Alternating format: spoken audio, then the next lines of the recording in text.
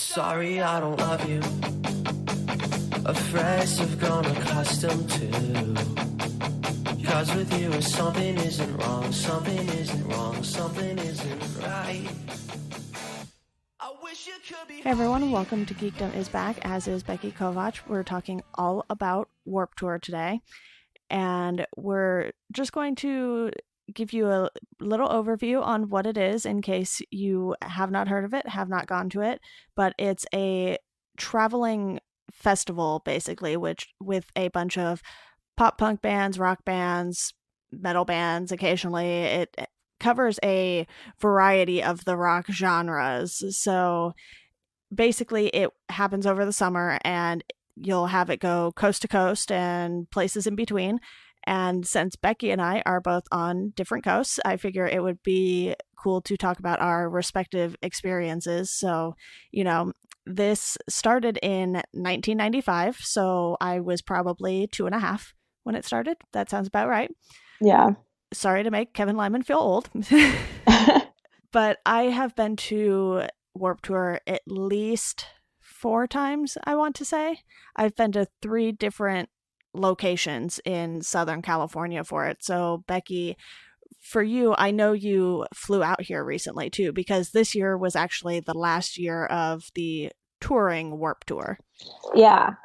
So in addition to just being a fan of Van's Warped Tour, Big Picture Media has been doing press for the festival for the last 2 years. Or this is our second summer working with the Warped Tour crew. So last year and this year we flew out to the first couple shows of each summer just to kind of make sure that things got off to a smooth start press wise. Yes, you were so close to me and still so far. I know, it's so weird. Well, of course, this was the one year I didn't end up going. And usually I would go to the Pomona date, which I believe you were at. And then I have also gone up to the Ventura date. And I went to San Diego, which technically it was in Chula Vista at that time, but it was the year that Paramore played very few dates. And I was like, okay, Paramore is only playing 1 in California, or they might have done 2, but the other one was like up north by Google or something. And I was like, I'm not driving that far. So I took some friends and we went down to San Diego. But like I said, Chula Vista is actually where it was. And that's like 6 to 8 miles from the Mexican border. So it was quite a ways down there. Oh, wow. And it never fails that it is always really hot at the Pomona dates. And it was hot at that date. I think Ventura was the only one that had nice weather when I went because it was on the beach. I was like, yes, thank you, Ventura. You were great. That's pretty in line with my experiences this summer. So we flew out. We were there for the Pomona show. And then we rode on the buses we rode to San Diego and then up to Mountain View, which is, I guess, the San Francisco date, and then back down for Ventura. And of the 4, Pomona was insanely hot. Yep. San Diego was like bearable. Mountain View was also insanely hot. And then Ventura was like comfortable. Yeah, that sounds about right. I think because of where it was in San Diego, it was probably less hot than the one I went to down there, just because San Diego is definitely closer to the beach. And while San Diego is a beach city, it just depends on what part of San Diego you are in. Yeah. We were like in the middle of the city, I think. Yeah, that sounds about right.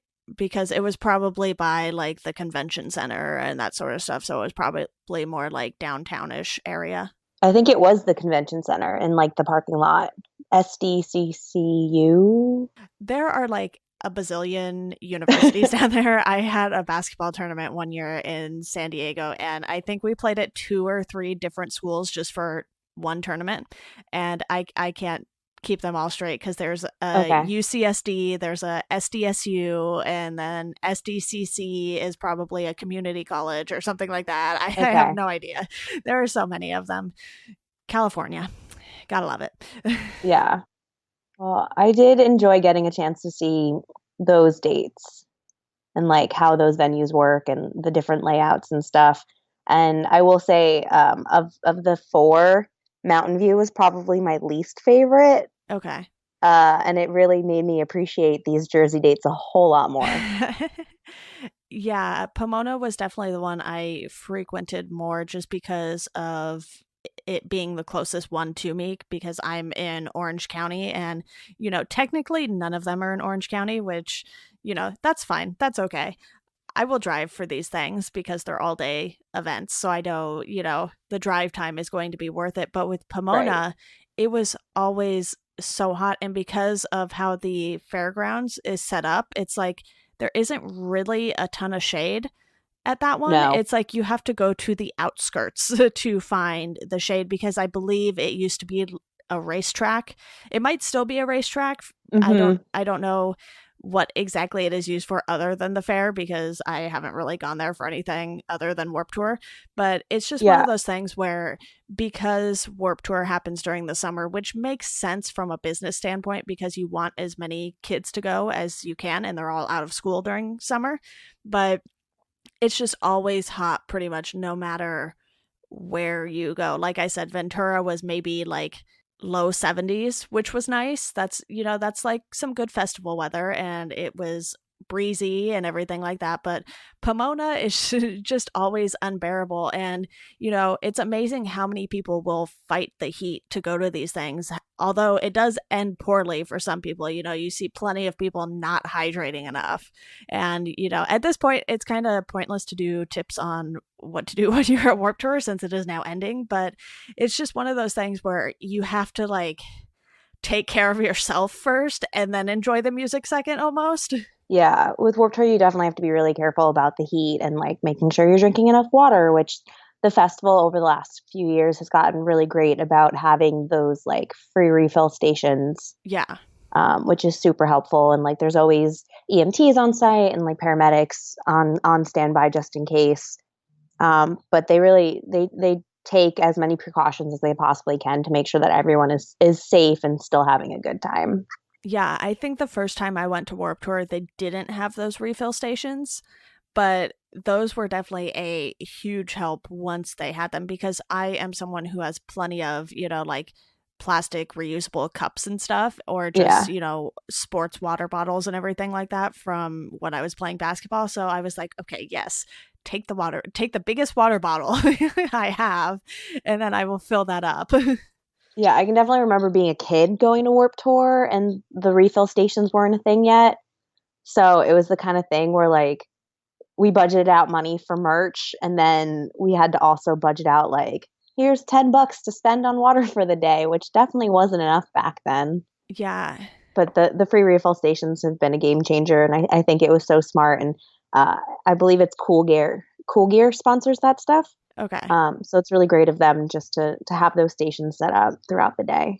Yeah, I don't know when I first went to Warp Tour. It might have been after I was able to drive because I remember my deal with my friends was I drive, you guys pay for parking and buy me some food because of the distance that I had to drive just to go do any of them and the fact that I drive a square box, also known as a Jeep Wrangler. It's like, okay, yeah, I'm going to use up like half a tank of gas to nearly a full tank of gas going to Warp Tour. Yeah. So I was like, okay, you guys cover this. I'll drive. You don't have to worry about driving, and we're good. And so that sort of worked out for me every single time I went. I don't think there was ever a year where I just drove to Warp Tour by myself necessarily. Sometimes I would, just go off by myself and meet my friends up later and drive them home. Like I didn't make them stay with me the entire day or anything like that. It's like, okay, you guys see the bands you want to see. I'll see the bands I want to see. Make sure your phone's charged. Here's where the car is. Don't get lost. Yeah. Yeah, and with Warp Tour, there's always issues with like cell phone service. Yes, So because trying to there's so stay in many touch with people. friends throughout the day. Yeah, there's so many people who are trying to use their phones all at once. So trying to stay in touch with friends throughout the day, like if you aren't staying with them, it's so hard sometimes just to like find anybody. Yeah, sometimes my friends would have a very good plan of who they wanted to see, though, at least before we even got there. Like, or right when we got there, you know how they have the big inflatable schedule, which was super helpful. It's like we would all go to that. Okay, here's when all these bands are playing. and then we would schedule out our days. So you kind of had a general idea of at least where they were. And I think Yeah. one year I was just like, I think I was done maybe a set before them. So I just went and sat in my car. I was like, all right, I'm just going to hang out because, I think it was like 7 or 8 at night by then. And I was like, I'll be in the car, just, come back to the car when you're done. And that was totally fine because I was like, I don't need to be standing for no reason. So I'm going to go sit. Yeah. I'm gonna go sit, maybe turn on my air conditioner. See you guys in a bit. Yeah, exactly. And I'm just like, you know what? This is nice. And I mean, sometimes it's great going to things by yourself because you don't have to worry about, okay, do we have everyone? Are we good to go? Like, what do we need to Yeah. do? Because I'll go to concerts by myself, no problem. But with festivals, I just tend to at least like to drive with other people up there because it's usually such a long drive. I think Pomona on a good day, I could get there in like 45 minutes to an hour. That sounds about right. Okay. That's about how far. So with the Jersey dates, there's always been like two every summer, and one of them is Camden, which is, I guess, considered the Philly date. Yes. And Yeah. then the other one, they used to have it at a racetrack in like Old Bridge. And for Okay. me, that was about 45 minutes to an hour, depending on traffic. And then I forget when they made the switch, but eventually they switched it to Homedale, which is 15 to 20 on a good day for me. Nice. Yeah. If they had ever done it in Orange County, obviously that would have been closer for me. But I think Pomona is technically LA County, and that's where they do the LA Fair and everything.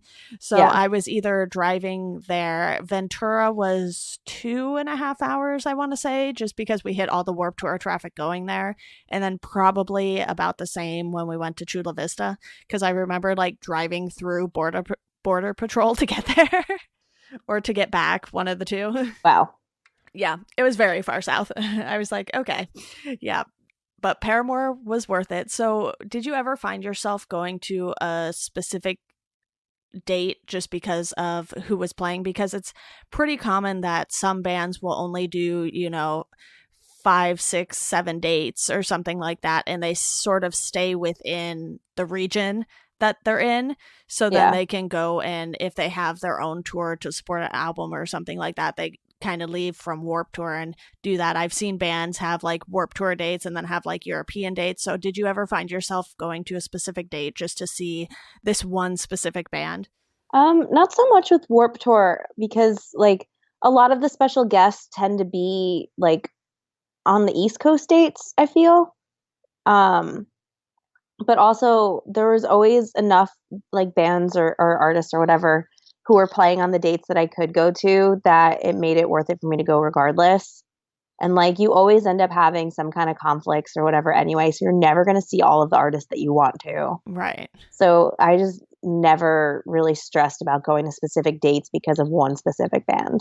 Yeah, I don't think I went last year either. I think it's been at least a few years since I've gone just because I think the lineups have changed quite a bit to they started to move away from a bunch of the bands that I would go see. It's like, Yellow Card was a staple on Warp Tour for so long, and I saw them a number of times through there in addition to seeing them on tour, which, you and I did a Yellow Card episode. And so people know how Yeah. much we love that band. But it was one of those things where I was looking at the lineups and I was like, it might be more worthwhile for me to just go see 2 or 3 of the bands I want to see on their own tours and at much closer locations. So it sort of was less appealing to me, maybe more so in recent years. But for you, you said you had worked on press for Warp Tour. So how did that change your experience, if it did at all?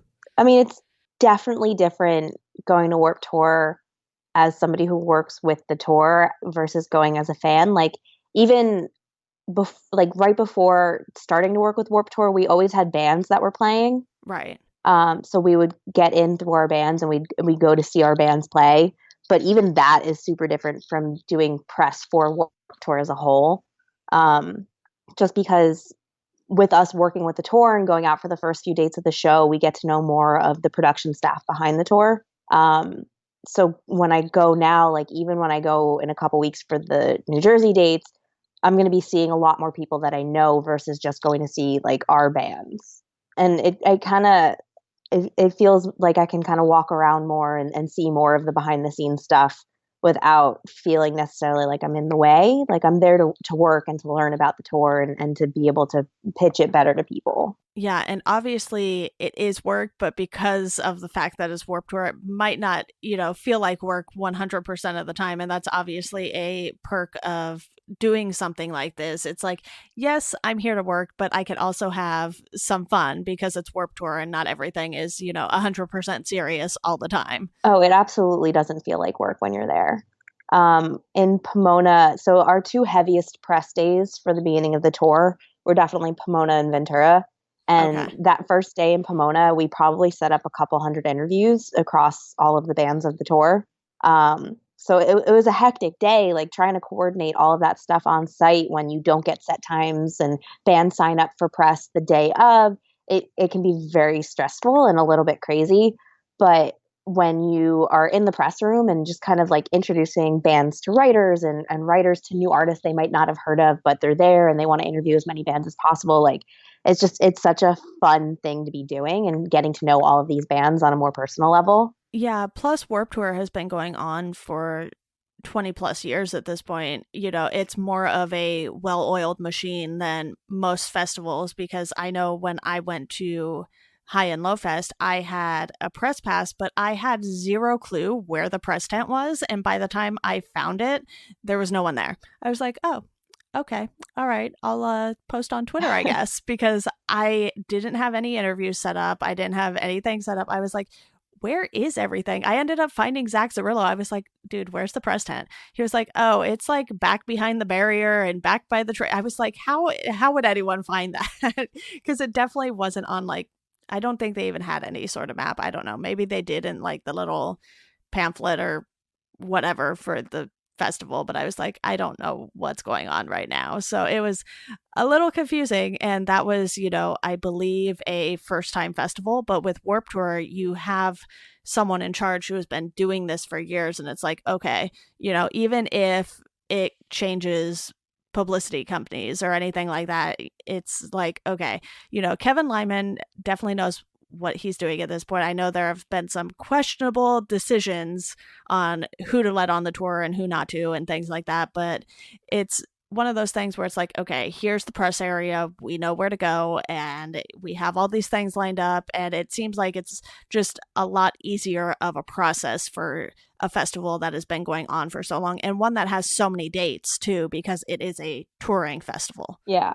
I mean, there's always going to be those like new bands that don't know how press works, or like Right. the new tour Yes. managers that are jumping on for the first time and just need kind of a rundown. And same thing with press too. On the press side, there's always going to be writers that are like, I've never done Warped Tour before. How do I schedule my interviews?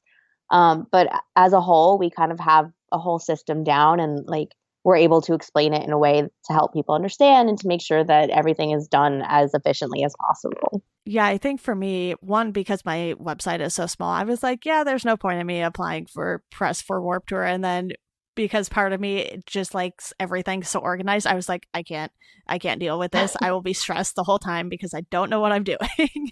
And it was one of those things. And, you and I have worked together, and it's mostly, like email interviews or things like that. And it's just like, okay, I know I will send the questions this day and I will get them to Becky. She'll get them to the band, and then they'll come back and then we'll be good. And it's very much of an easier, it's a much easier process doing it Yeah. that way. And I know email interviews aren't always the best interviews, and I try to like switch it up based on who I'm interviewing, but it's one of those things where, in-person interviews are fantastic, or even over the phone. I've done a few over the phone, and, because I've been doing this podcast and misaligned, it's sort of like my interviews just end up sounding like podcasts, and then I go to transcribe them and I'm like, wow, this is a lot of words.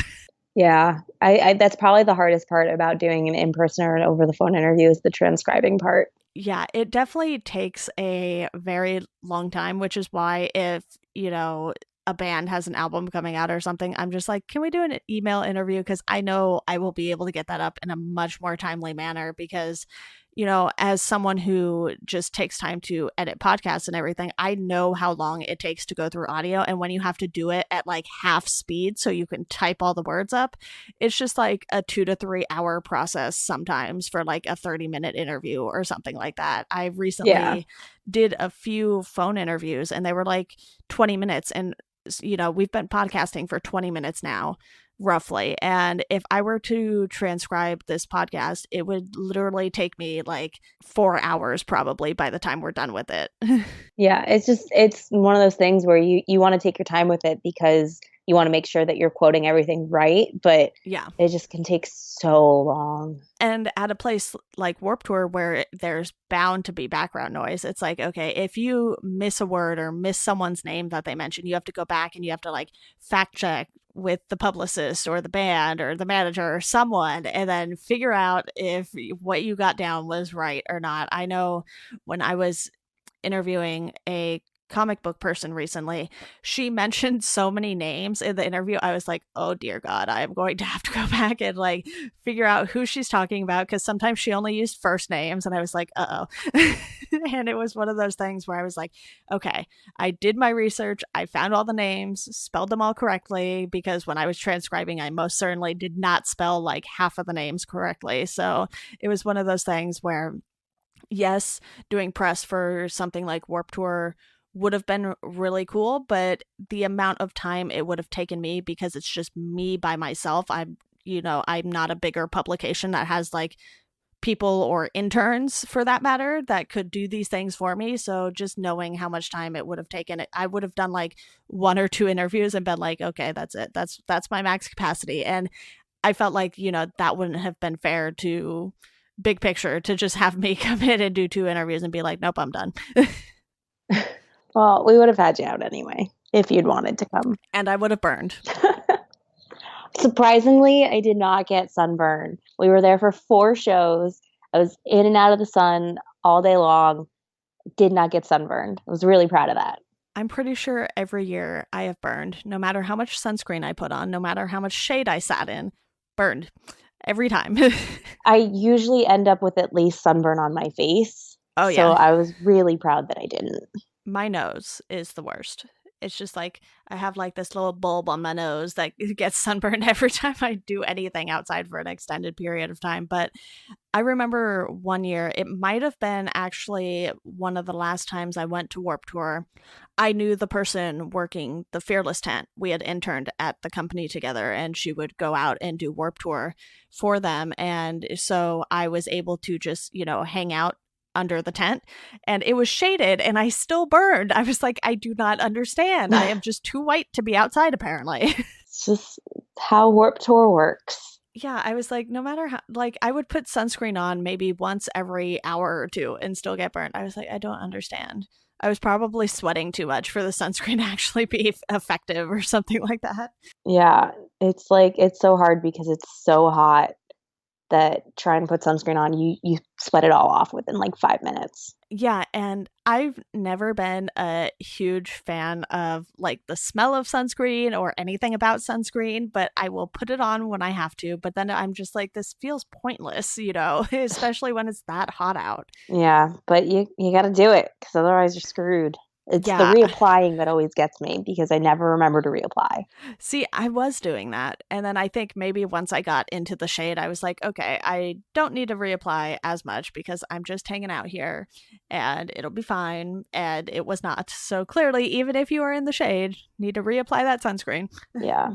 It was a tough day, but worth it. Yeah, it was one of those things where I'm pretty sure every night after Warped Tour was some of the best sleep I would ever get because I would just be so wiped out. It was like, I would come home. I think I would try to shower before going to bed just to get all the grossness off of me. But then it's like after that, I was just like done. I was like, I could barely stand up in the shower. So now I'm just going to lay down and figure things out tomorrow. Yeah, sleep forever. It's like so funny because going to Warped Tour now, like I still get exhausted by the end of the day, but my experience is so different going to Warped Tour now. Yeah. Because like going out for the first few dates of the tour, we end up getting like laminates for the tour. Right. So I can, sneak in and out of the press room, like sit in the air conditioning for a little bit, or like just go take a seat in production, grab a water bottle, whatever. And like I hardly ever really go into crowds anymore, but I'm still exhausted by the end of the day. Whereas when I was a kid going to Warp Tour, I would be, you know, pushing my way through the crowds, trying to get on barricade for every set that I went to see, drinking so little water, not eating food, like just kind of going all day long. And somehow I'm still as tired now as I would be back then. It just makes me feel so old. Yeah. No, I know what you mean because I'm that person now where I will literally just stand in the back at concerts because I'm like, I don't want to be smothered because I was at House of Blues Anaheim once before they moved. This was when they were still in downtown Disney. I think it was in high school or something. I went to go see Alaska, and I was up at the barricade with my friend, but people kept pushing and pushing. And because of my asthma, it was like getting really hot in there. And I was like, I can't do this. I need to like be where I can breathe. And literally, one of the security guys just picked me up and picked me up and over the barricade, and I just went upstairs. I was like, all right, I'm done. We're done now. Yeah. So even at Warp Tour, I would just like stand at the back of the crowd. So if I wanted to leave, I could just leave and not have to like push my way through everyone. It's just like a much more pleasant experience once you give up needing to be right up front. And it's totally cool for people who want to do that. But as someone who has asthma that does not do well when it's either really hot or really cold, I was just like, yeah, no, I'm over this. I was always a barricade brat, no matter what show I was going to, if it was like a club show or if it was Warp Tour or Bamboozle, whatever. I was that kid that like loved to be up front singing along. So it's like weird for me that now in my quote unquote old age, I don't have that desire quite as strongly anymore. I think a lot of it also had to do with the fact that I was short. So like the only way I could ever really see anything was if I was right up front. Yeah. But I just like, I don't know how I did it anymore on like no food, no water, just like running around in the heat all day long, barely any sunscreen.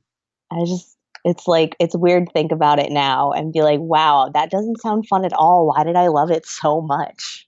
Yeah, it's funny too because in high school I played basketball and we had practice, like 13 hours a week just running around, running lines, and it was horrible, but I feel like when I was going to Warp Tour back then, it's like, yes, my legs would still hurt at the end of the day, but I would bounce back so much faster then because I was in so much better shape then. Like if I tried to play 13 hours of basketball a week, next week, well, maybe not next week because it's going to be like 90 something, but at any other week during the year when it is not super hot, if I tried to play 13 hours of basketball, I would hurt so bad.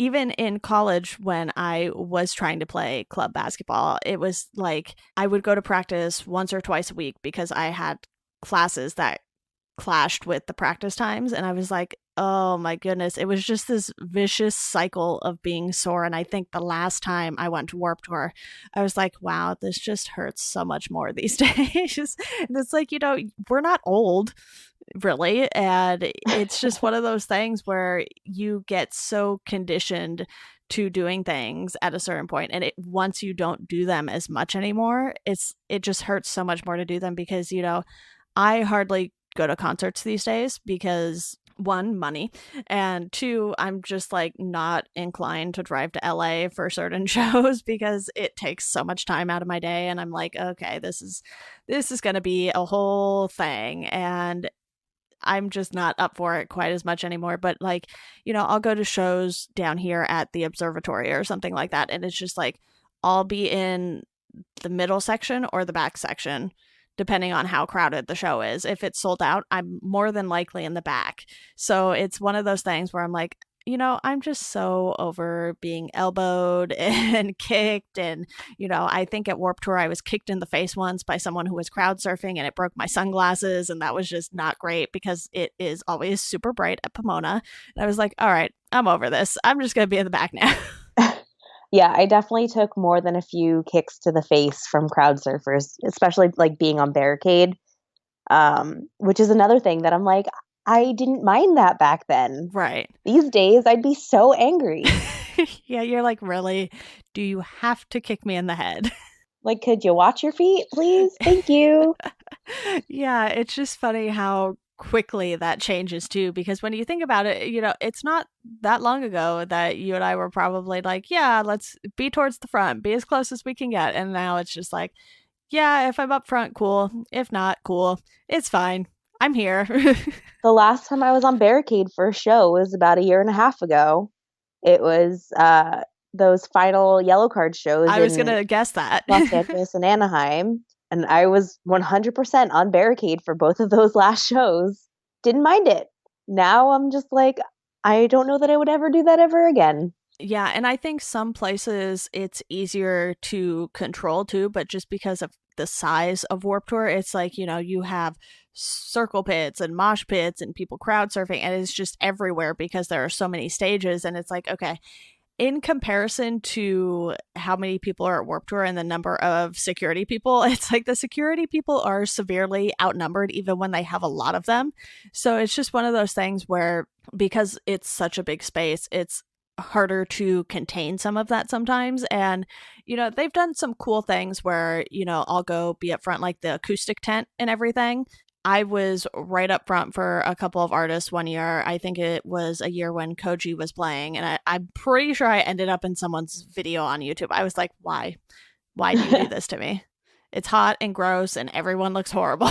Yeah, like, do you have to? Yeah, and I was like, you know what, whatever, no one's gonna know.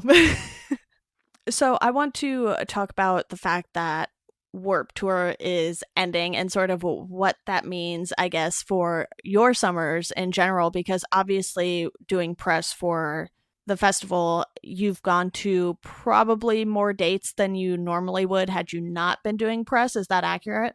Yeah, so last year, got to do like 2 extra dates. We went to Portland and Seattle last year. And then this year, we did the 4 California shows. And then there's a chance that I'll end up in Florida for the last few. Okay. That's not like confirmed yet, but it's right now it's still a possibility. So yeah, usually for me, Warp Tour would be like 1 or 2 dates for the summer, and that's it. And these last couple of years doing press for it, we've been out for a lot more, which has been a lot of fun.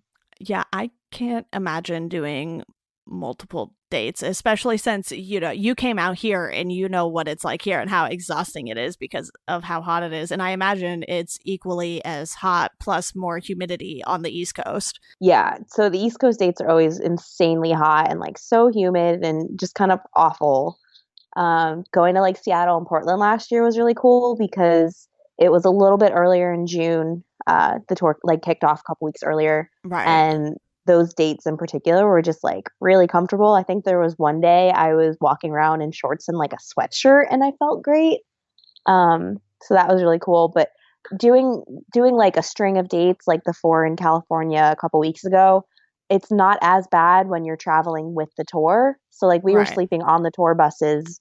And like I said, like we can go in and out of production and the press room, and there's always some place like we could go to like kind of get away from the tour itself and like sit and get a bottle of water and just like recoup a little bit. Um, but also like having the tour bus to go back to and like a place for all of our stuff and not having to like plan out to be gone the entire day. Because like as a kid going to Warp Tour, you always had to remember like you can't leave and go back to your car to get something, so you have to make sure that you have everything you need going into it. um, and like you can't bring in food and you can't bring in bottles of water and things like that. So it was the kind of thing where you were literally planning for the entire day, but like being with the tour and being a part of the tour, you kind of have a little bit more leeway in terms of that kind of stuff. Yeah, I imagine you also have nicer bathrooms to use if you have a bus to go back to. So, that's probably a more minor thing, but porta potties can get pretty gross throughout the day when you're at a festival all day. So I imagine, just having these little perks that people probably don't think too much about while they're actually there is probably significantly nicer. Yeah, well, so the thing about the bathrooms is you can't go number 2 on the bus. That's like True. a hard rule. So you still have to use either like the venue bathrooms or the porta potties, or if there's like bathrooms in production or whatever, you still have to use those. Yeah, because it's not like the buses have somewhere to hook up and dump everything because it's not Right. campsites. You know, Right. like, my parents have a toy hauler and we have gone camping many a time. So I am very familiar with trailer rules here. Yeah. So there is still that to consider. And a lot of times, like the only bathrooms on site are the porta potties. Yes. So my golden rule was always just to like get there early in the morning before everything opens up for the day, when the bathrooms are still like in decent condition. And they're not like 800 degrees inside and everything like that. It's amazing how unpleasant bathrooms can be when it's 100 degrees outside. Yeah. But I do think at Pomona there is like an actual bathroom building, at least, too, that you can access. I believe it's usually right when you walk in the main entrance. Yes. But I know some festivals will like close off the bathrooms, and that annoys me so much. I'm like, really? You can't give us one good bathroom to go to? Yeah, in Pomona there's like a building, and then if you're in like the parking lot, so the parking lot is like to the right of the main entrance where everybody comes in, that's where the buses park. There's a building there that has some bathrooms in it. And then further along there's like a building further back. It was like the sign on it said like the marketplace or something like that, and that's Oh, where okay. Yeah, production yeah. catering set up. There's like a bathroom, there's like a set of bathrooms that's over that way too. Yeah, because when they do the fair and everything, at least, at the OC fair, they'll bring in like these sort of trailers that are bathrooms. They're not porta potties. They're like full on like trailers with actual bathrooms in them. It's very strange. I don't really know what it is. I mean, it's basically, I guess, fancy porta potties. I don't know, but it's like way nicer than, just the blue ones that you see lined up at festivals. So when you have a place that is like the fairgrounds or something and not just a parking lot, because I believe Ventura was just in the parking lot, so I don't know if they had any actual bathrooms at that one, but with Pomona, at least, because it is the fairgrounds, it's like, okay, you have like a few select actual bathroom locations, and that's about it. And they're probably going to be super crowded anyway. I'm sure everyone is going to love this bathroom conversation we're having here, but it's one of those things where it's something you're going to have to do at the festival. It's like you can't really avoid going to the bathroom all day unless you're dehydrated. Yeah. And if you've never been to Warped Tour before, this is all very important information to consider. For any festival, too, True. For any festival. There was one festival I had gone to. It was in Santa Monica on the beach.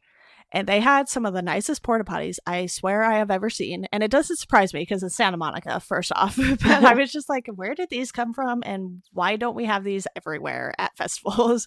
Because it was like you stepped up into it and it had like an actual door on it. And a light came on when you were in there. So someone would know you were in there, and it had a sink inside. I was like, where do these come from?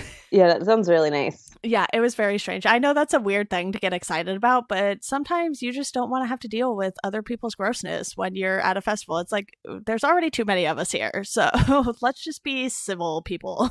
Yeah. Well, moving on from the bathroom talk, that was a pretty long segment here. For me, because I only ever went to one in any given summer, I don't know what I would have done if I had gone to more than one Warped Tour. I probably would have been like, nope. But your point about having the tour bus and everything, that means you don't have to drive yourself location to location, which I imagine is very nice, because at the end of the day, when you are done with Warped Tour, you're walking back to your car and then you're like, oh my goodness, I have to drive an hour to get home. It's just like one of those things where you're like, am I going to make it home? Should I just pull over and sleep? But then, because I was always driving friends, it's like I would have to drive some people home, or if they drove to my house, then, they would still have to drive themselves home even later. So it was one of those things where it's like, all right, we'll coordinate. If you are on the way, I will pick you up and drop you off. But if you are not, you're coming to me. Yeah. And like, I know there are people out there that follow the tour, and it's definitely not something that I recommend if you are driving from date to date yourself, because like those are rough drives. Trying to get from San Diego to Mountain View, that was like a 7 or 8 hour drive. And it wasn't smooth. It was rocky. I was sleeping on a couch and I felt every bump. So it's just like it's one of those things where it's exhausting, it's dangerous, and like you're already tired from being out the entire day. It's not necessarily something that you should do on your own. Yeah, because I was looking at the routing for this year, even though I wasn't going, I was like, this is so inconvenient. And, I know that can't be helped sometimes based on when venues are available and what dates you can book them and everything like that. But I was like, wow, they're doing okay, Pomona to San Diego makes sense, but then they're going up to Mountain View, back down to Ventura. I was like, Yep. what you doing, Warp Tour? And I know sometimes that can't be avoided, but as someone who lives here and has been from, like as far north as Sacramento in my own vehicle and as far south as, a few miles from the border, it's one of those things where I definitely understand how you might think things are closer in California than they actually are. It's like even Pomona to San Diego is a good like 3-hour drive on a good day. Mm-hmm. Yeah. And that's a pretty long drive, especially if you are following the tour and everything like that. And I definitely know what you mean by bumpy because, again, I drive a Jeep. Nothing is smooth. It's like going out of the driveway is bumpy. It's just something that, that is something I've been used to. But when I would have like new people in the car with me, I'm like, it's going to be very bumpy. So if you're going to try and put makeup on, no, don't do that. Yeah, maybe don't. Like, you don't want to do that. And it's just one of those things where, Warp Tour is so much fun while you're there. And even if it doesn't feel like it's fun, like the next day you'll be like, yeah, okay, that was great, but everything hurts and I am tired and I am sunburned. And then it's like a few days later, it's like, oh, okay, I can finally enjoy that day I had. Yeah. Warped Tour, I don't love summer. I can't stand heat. I can't stand humidity. And like just in general, I prefer fall, winter, spring to summer. But Warped Tour has always been my favorite part of the season and something that I look forward to every year. So it's weird to think that like this time next year I won't have a Warped Tour show to look forward to. Yeah, that is really weird. And I haven't really paid much attention to whether or not they're going to do like the cruise stuff or one off shows or, select shows in the future. But it's one of those things where once I stopped going to Warped Tour, it was weird. I was like, I feel like I should have something to do this weekend. Like, because like you said, it kicks off in June. And when I was in Philly for college, it's like, it would kick off, I want to say a week or two after I got home because I would usually get home like June 10th through 15th, somewhere around there. And then it's like, if I did go to Warped Tour, it's like, oh, Warped Tour is right around the corner. But, these last couple of years, I was just like, oh, Warped Tour happened. Guess I wasn't going. I think I've been to just about every Warped Tour since I was 15. That's a lot more than me. Since 2007, I've pretty much been going every summer. And like when I was younger, it was always just one date per summer. And then I started interning at Big Picture, and I would throw in like the Camden date here and there, in addition to like Homedale. And then these last 2 years going to as many as I've been fortunate enough to go to, just like thinking, like I said, thinking about next year and the fact that I'm not going to have that is just the weirdest thing for me. Because it's been such like an integral part of my summers every year since I was a kid. Yeah, and even though I didn't go every single year, I did have a stretch where I was always wanting to go, and I would I had a few years in a row where I would go with the same friend and maybe one or two other people would tag along. But for the most part, it's like, we were like concert buddies in high school and we would buy each other concert tickets for our birthdays and just go to concerts together. So it was one of those things where, after going away to college, it was like, okay, we'll meet up.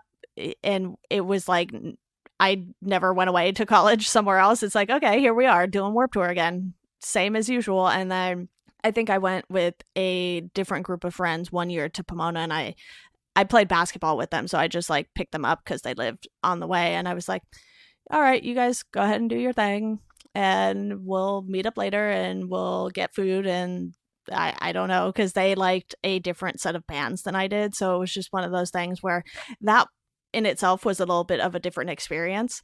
But when you go with someone who likes most all the same bands you do, it's like even more fun than just sort of splitting up and doing your own thing and then trying, like you said, because there's no cell service. It's like, okay, well, I'm gonna text them that I'm gonna be at the car and hopefully they get it.